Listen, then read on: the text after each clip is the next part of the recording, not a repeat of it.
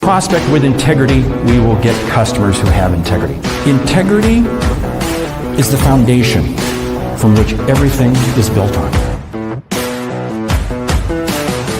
You better understand value.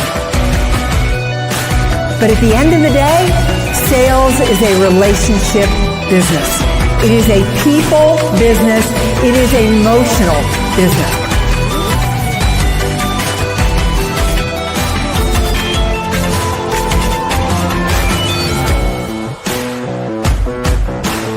This is Sales Logic. This is Sales Logic. It's my favorite time of the week. It is 8 a.m. Eastern, Saturday morning. Time for another episode of Sales Logic. And Mark, I am actually hanging out in Raleigh, North Carolina. And you can see my unmade bed back there in my in my hotel room, right? And why should you make it? Because you're on the road, you're in a hotel. That's what other people do for you. Besides, you're checking out anyway. Hey, we got a great show today. We're going to be talking about, can you have it all? See, so can you have a made bed, unmade? Yeah. Well, anyway, hey, what the heck? Can you have it all? This is a great topic because how do you balance everything? You know, Mary, you keep quite a schedule. I keep quite a schedule. So, hey, how do you balance it all when it comes to sales, when it comes to life, when it comes to just doing what you're supposed to do? Yeah. What's the lightning round about today? Let's go ahead and tease out. Yeah, the lightning round is top 10 ways to manage your energy, not your time. See how it fits together. And of course, we've got a great book that's going to go along with that. See, so this is going to be a good show, great show. So can you have it all?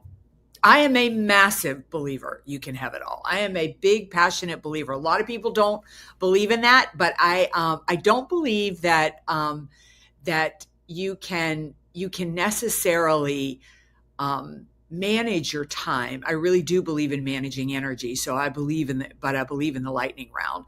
But I think that you've got to get first really clear on what it is that you want. And, if you're pouring too much into your career and not enough into your personal life, I don't know that you'll ever really excel at your career. I am a big believer that you've got to be balanced in every aspect of your life: financial, health, spiritual, relationships, and business. Okay, I'm going to take a little counter position to you on this because I believe you can have it all long term. But there are moments where you cannot have it all, where there are sacrifices being made for the greater good of the outcome. In other words, there are times when you've got to sacrifice a little bit of sleep, for instance, because again, you've got to get something taken care of, or you've got to sacrifice a little bit of personal time to take care of it. So that's okay. But as long as you balance it over time, you're okay. What doesn't work is when somebody is thrown in. I'm coaching an individual. I'm coaching several people right now who are struggling with this problem because, again, they throw themselves 100% into work, and you got to dial them down a little bit because, again, you've got to create blocks. You've got to create barriers. You have to be able to set time that you say, I'm not going to work. I'm going to do this. I am going to work, and I'm not going to do that. And it's all about focus. Because I think you can have it all if you're willing to be focused. So I am a recovering workaholic. In my younger years, I worked 24/7. It's all I did. I had no personal life. I didn't play tennis. I didn't play golf. I didn't have people over for dinner parties. I didn't go out. All I did was work. I worked holidays. I worked all the time. Then I met my husband, and my husband is a really hard worker, worked solid when he had his dental practice. He would go in at 7. He would never leave until 5, worked. He didn't even take a lunch break, just worked solid. But at 5 o'clock, he played. At 5 o'clock, it was time to jump on the mountain bike. It was time to go kayaking. It was time to do something like that. And it really taught me, it forced me the importance of understanding what pours energy into you and using that. I am more productive now, I believe, than when I was in my 20s and my 30s. But Mark, you know me, I'm fiercely protective of my personal time. Every Saturday morning, right after Sales Logic, you will find me on a tennis court. I'm usually on a tennis court at 6 a.m. every morning of the week when I'm in town. I do a lot of hiking. I do a lot of biking. I throw a lot of dinner parties. I'm very protective of my personal time because I feel that it fuels my business. See, And that starts with because you're focused. You're focused. This is a priority in your life. So this is what you make time doing. And this is the problem with workaholics, because workaholics accept this fact that they just have to work. They just have to work. So what really happens is the work expands to the amount of time available. It winds up overpowering everything. I've been in that same situation before. You have to set boundaries at 5 o'clock. Like you said, your husband, 5 o'clock, walks out of the practice. It's done. It's over. That's what you have to have. And what happens is when you begin to set boundaries, it's amazing at how much more efficient you become working out. I hear people say, Mark, how do you have time to work out? How do you have time to run and get everything else done? I believe for every minute of exercise, we generate 3 minutes of additional productivity, additional energy because of what we're doing for our body. So I say, hey, if I work out, and I'm sure you feel the same way, if you work out for an hour a day, you play tennis for an hour a day, you feel far more energized and you get another 2-3 hours of productivity out as a result of that. Yeah, 100%. I think though, Mark, I think a good first step for people is you have to ask yourself, what are you willing to give up? You and I were having an exchange. One of our mastermind buddies texted us about something that was posted on Facebook. And my response was, well, I would have to get on Facebook in order to read that.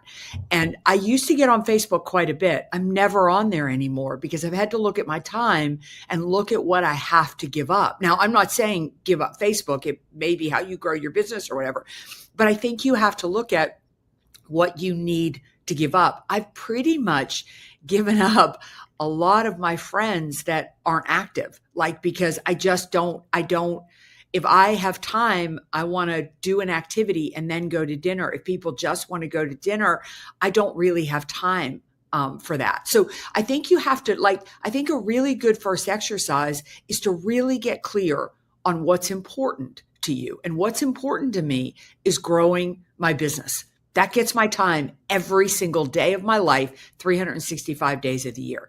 Being physically fit and healthy is incredibly important to me. So I will make time to eat right. I will make time to exercise. My relationship with my family is incredibly important to me. It gets priority on my calendar and my friends as well. So if you looked at my calendar, which I think is a really good exercise, write down what's important to you and then look to see if your calendar matches that. Because for most of my life, it did not. Well, see, that's the thing, because you honor your calendar. In other words, you make commitments to yourself and you honor it. This is what's absolutely key. This is why you and I are both strong believers in how you start your day and having a very set routine as to how you start your day, because that's the first piece around setting boundaries. And you set boundaries that this is what, but it comes back to something. You have to first establish what are your priorities. Our good friend, Viral Workman, has the philosophy of the 5 pillars. He talks about that from a business standpoint, how you build your business model.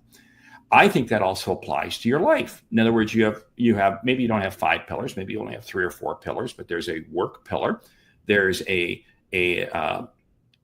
physical fitness pillar, there may be a family pillar, there may be a social pillar, there may be a spiritual pillar. There are different pillars. And you assign levels of priority to each one of them, but you manage them. But I do believe that there are seasons of life where one may get contracted. We normally think of seasons of life. If you have an elder parent, we have an elder parent that we're dealing a lot with, and that takes a lot of our time. So that means there's a sacrifice in some other things, but that's okay, because that's just a season of life. In a few years, it will pass and we move to the next phase. So over time, everything balances out. But I want to come back to, how do you define what is the right amount of time? Because people want to know, how do you define what's the right amount of time to work? I think that's a very, very personal choice. I think how you work is a very personal choice. So I said my husband would go to work at 7 and leave at 5. I can't do that. That does not work for me, working solid from 7 to 5. So if you saw me, I work 365 days a year. There's never a day I take off. But years ago, I read a great quote that sits in my office right now. It's a Buddhist quote called "The Master and the Art of Living." is someone you never know whether they're working or playing because it all looks the same. And so a typical day for me when I'm home is I wake up around 4:30 and I work until 10 till 6. And I start off by meditating, reading my goals, and focusing on my vision. That's how I start every single morning. Then I work until 10 till 6. At 10 till 6, I run and play tennis, 6 to 7:30. I come back and I work like 7:30 to about 11 or 12. I'll take some kind of break in there. I may go walk the dog for half an hour. I may go run a couple of errands, but I got to change my space. I'll come back and I'll work until about 4 or so. I might be back on the tennis court. We might go for a mountain bike ride. We might go play, 9 holes of golf. And then I have dinner and then I work a little bit before I go to bed. So it's a constant move in and out for me because that works for me. Other people, that doesn't work for. Other people need 7 to 5. When my husband took vacation, he took vacation. He didn't check in. He didn't do that. That doesn't work for me. So I think it's a very personal thing. See, I like that because what you're doing is you've adapted your lifestyle because that's your rhythm. That's the rhythm of how you work. And I'm very similar to that. I enjoy what I do. And that's the other thing. Your priorities are going to be much more achievable if you enjoy what you're doing. I got to pull up the question of the week, and it comes from Tim Gale in Chesterford, England. He says, how do you keep the enjoyment of being in sales, balancing work and life? What are your best tips on how to ensure you retain a healthy balance, as sales can be stressful and intense? And I think the key word is stressful and intense. You and I both kind of thrive on intense. We both kind of thrive on being stressed. And to a certain degree, that just comes with the job. If you're going to be in sales, we all of us have to have stress in our life, because if we don't have stress, we just fall apart like a piece of jello. And so I think that's important, because when you're on the tennis court, you're playing to win. When you're on the golf course, you're playing to win. And what is that? That's your competitive nature. So there's nothing wrong with that. Yeah. It's interesting. I threw the question into the sales brain, and the sales logic brain came back with several things that we've been talking about, but let's highlight a couple of them. Set clear boundaries. That's what we've been talking about. You have very clear time boundaries. Prioritize tasks. That's key, because also you are incredibly efficient with how you use your time when you're working. In other words, what are your A priorities? What are your B priorities? And you're absolutely laser focused. The only way to achieve success is by doing that. And the third thing that talks about is take breaks. And that's exactly what you have to be willing to shut it down. Yeah. Yeah. I think that's, here's another thing is that it's, you talk about how to get the enjoyment out of it. First of all your eggs cannot be in the enjoyment of sales. I have really bad days at work, days where, just yesterday I was up for 2 jobs. I lost both of them, but I also, while I was home, I got the opportunity to take a great walk through the city. And that is enjoyment to me. I had the kids over for dinner on Sunday night. That's enjoyment for me. So I'm a big believer that there's 5 buckets that you need to be working in all the time. And that is your health, that is your finances, that is your work, that is your relationships, and that is your spirituality. And the beauty of that balance is the fact that when sales goes in the tank, maybe you had an unbelievably beautiful hike, or you went to church, whatever spirituality is for you, and it was really invigorating. Maybe you had a great laugh with your friends and whatever it is that you enjoy doing. But you have to balance those buckets. I'm so committed to that, I've got a keynote today. I'm gonna go for a big walk through the city. Should I be practicing my keynote? Probably, but I think I'll be a better keynoter if my health is in shape. But see, you find value in each one of those buckets. I'm going to go back to something I just saw yesterday. Jay Leno. Jay Leno is spending a tremendous amount of time dealing with his wife. This is public knowledge. His wife is in advanced stages of dementia. Oh, and I did not know that. And he is personally caring for her. And he said on this podcast that he literally has to help her use the restroom, help her personal hygiene, help her in literally everything, help her remember things, do exercises that you do for people with dementia. And he says, I do it willingly. I do it lovingly. I've been married to this lady for 45 years. I'm going to care for her. And you could almost hear him say it's a season of life. He's undoubtedly contracted back from his love of his automobiles and his garage and all of the other things. But see, it's a season of life. But overall, he maintains his balance throughout his life. So I do believe there are things that you do. But here's something interesting. This is when I say this about Jay, that he's undoubtedly doing something that on the surface, you don't want to do it. I can only imagine the difficulty, but he's doing it lovingly because his heart is in the game, because he knows it's the right thing. So if you know this is where your focus needs to be, it's amazing how the priority becomes much more, shall we say, doable. Yeah, what I love about that is the fact that it just shows you why you don't want to put all your time and energy into your career, because it's as much money as and as successful as he's been. I tell you, he'd give every penny to have his wife healthy and his wife back. That's why those buckets are so enjoyable. No area of your life can be the area where you get all the enjoyment out of. You have to have those buckets balanced. And sales would be so easy if it was always a win, but it's far more a lose than it is a win. I know if I look back over my year, I lose more business, way more than I gain business. I have days that are far more low than they are high, but my life is not centered around my business. At the same time, I think my business is better because it isn't that, because my resistance is stronger. Because on a day that I lose 2 pieces of business, I may have a birdie on the golf course, or just a really good, like Saturday, I had a great round with a couple of my girlfriends. I didn't play very well, but we solved every problem under the sun. We talked about everything. And that's just invigorating to me. But see, I'm going to go back, and there's always something in sales that you thoroughly enjoy. Many people in sales enjoy the competitive nature. I enjoy the competitive nature, the thrill of the win. So you're right. When you lose a deal, it hurts. You don't like that. But I'm going to come back to something else, though, that is absolutely very good. And that is, why are we in sales? Because there is joy. There is a pleasure. And for me, it's the ability to talk with people. It's the ability to connect with people. It's the ability to interact with people. I could never be happy in a job where I never talked to anybody.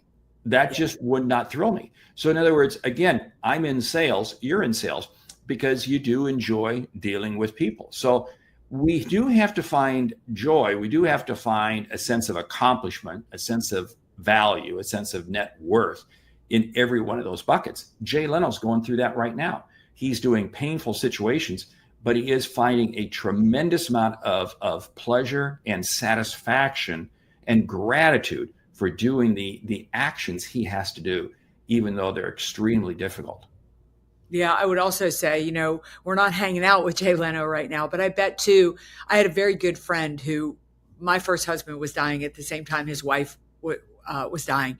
And we would take breaks together and we would go play golf to kind of refill our tank while somebody else watched our significant spouses. In other words, kind of fill in. It takes a lot. It takes a lot with sales. It takes a lot with relationships. And you've got to ask yourself in that bucket, what are you doing to kind of refill your tank so that you have the stamina to deal with your resistance? Is if all you do is work, if all you do is focus on sales, those losses are so much bigger than if you go home and play with your 3-year-old daughter for an hour. You don't really care that you just lost a deal.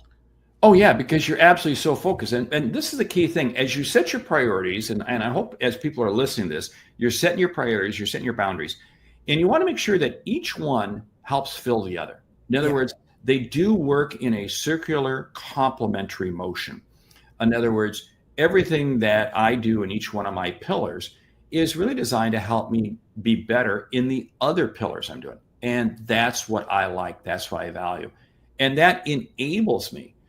People say, do I have time to run today? Yeah, I'll have time to run today because it's going to make me a better person over here. I'm going to take care of some personal things. Why? Because it's going to help me over here. Because otherwise you get totally distorted in your balance. And you know what? When you're like that, you're no fun to live with. You're no fun to hang out with. Yeah. Yeah. So true. Mark, we are burning time. Yeah. Let's jump to the book. Yeah. The Joy of Selling by Steve Chandler. I have not had a chance to read the book. Talk to me a little bit about it. It's a good take on the joy of living. It's the joy of selling. It has a lot of the same principles if you've listened to or read The Joy of Living. But it's a lot like it is focusing on what is positive about sales, taking time for yourself. And I think, Mark, you said this so beautifully, and it's underlined really well in the book, is the focus on the why. You're there to help people. And that's what you're doing in sales, period. Sometimes they're ready for it. Sometimes they're not. Sometimes the timing comes back around to another time that it will work. That's great. Excellent. I'm going to have to read the book. So anyway, hey, you ready for the lightning round? I am. Okay. Top 10 ways to manage your energy, not your time. Well, I think number one is what I really talked about, is that you need to understand your natural energy curve. Are you more like my husband, who works solid, likes a lot of free time at the end? Or are you more like me, where it's 2 hours on, 2 hours off? Number two, be thankful for whatever position you're in. This is why I say every morning, take a moment, write down 10 things that you're thankful for. It's that little moment of gratitude to get your day off to the right start. That is, when you are thankful, you cannot be stressed or angry. Number three, know what gives you energy and what takes energy away. Like invoicing sucks the life out of me. Talking to clients builds energy back into me. And schedule those accordingly. Know what your peak rhythms are. Know what your peak times are. I have to do that. There are certain parts of the day where I know I'm the most efficient. That's when I'm going to do this activity. There are other times I'm going to do a different activity. Know your times, because it's going to help you manage your energy. Yeah. Number 5, I would say, really make a list of what you can give up, of where your energy is going that it doesn't need to go. I use the example of Facebook, and I don't get on there anymore because it's not valuable for me, not as valuable as playing tennis with my friends. Number 6, create focus. And along with that focus, it means you eliminate the negative factors like Facebook, for instance, social media. If it's not contributing to you, don't go there. You don't need. Focus your time to what gives you energy, not what takes energy away from you. Yeah.